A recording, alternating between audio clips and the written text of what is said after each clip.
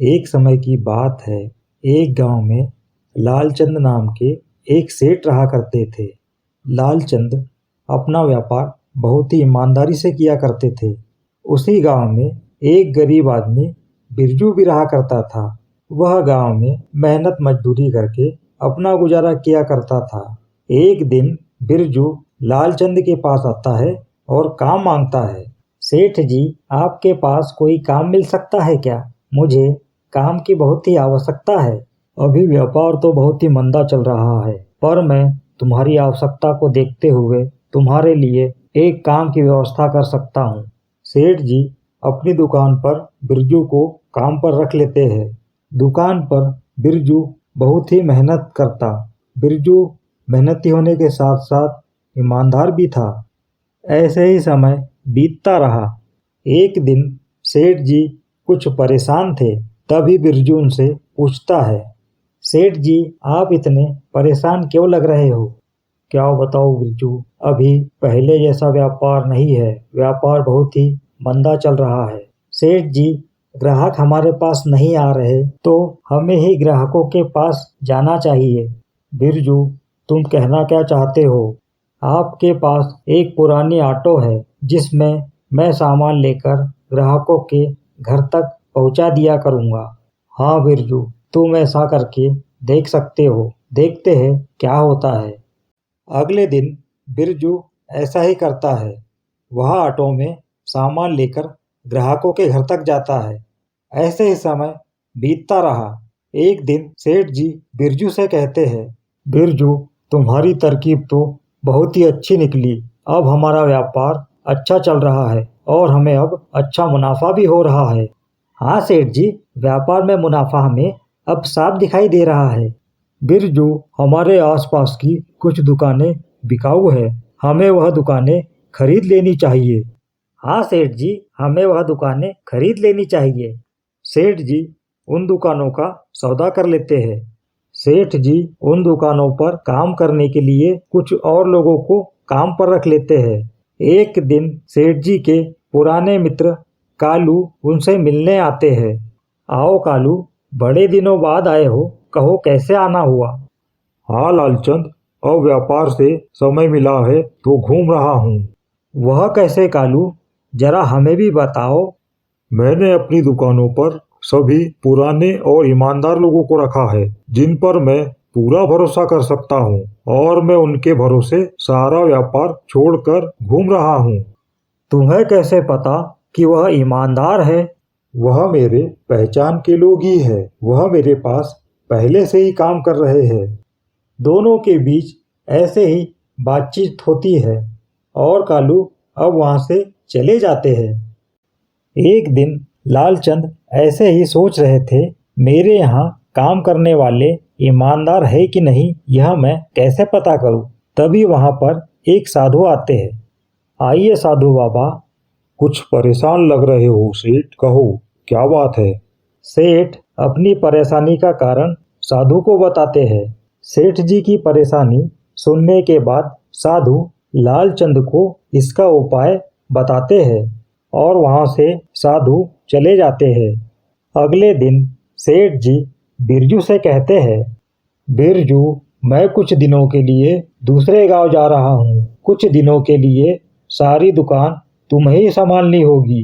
पर सेठ जी, सारा हिसाब मैं कैसे संभाल पाऊंगा? तुम्हें दुकान का कुछ सामान खरीदना नहीं होगा। बस जो ग्राहक दुकान पर आते हैं उन्हें ही सामान देना। बाकी सारा सामान मैंने दुकान पर पहले ही बुलवा कर रख लिया है।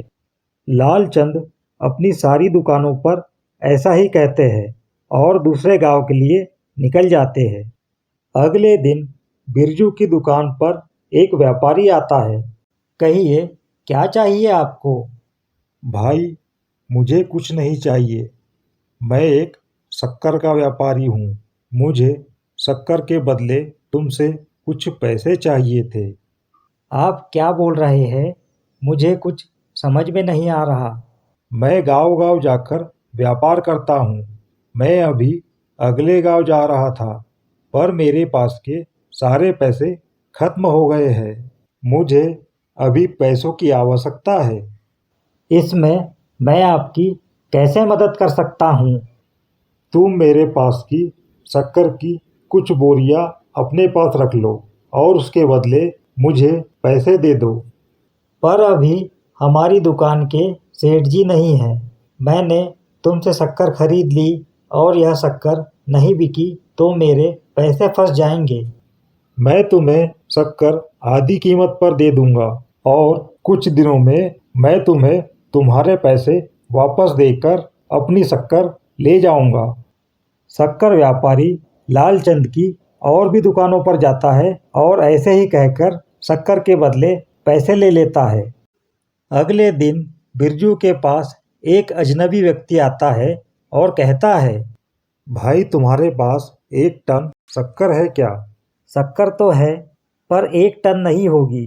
पर तुम्हें इतनी शक्कर क्यों चाहिए? मुझे शक्कर का एक बड़ा ऑर्डर मिला है। उसे पूरा करने के लिए मुझे 1 टन शक्कर की आवश्यकता है, जिसके लिए मैं शक्कर की 2 गुनी कीमत भी दे सकता हूँ। बिरजू व्यक्ति को दुकान की सारी शक्कर दे देता है, पर उस व्यापारी की नज़र दुकान पर रखी बोरियों पर जाती है। वह बिरजू से कहता है, भाई इन बोरियों में क्या है?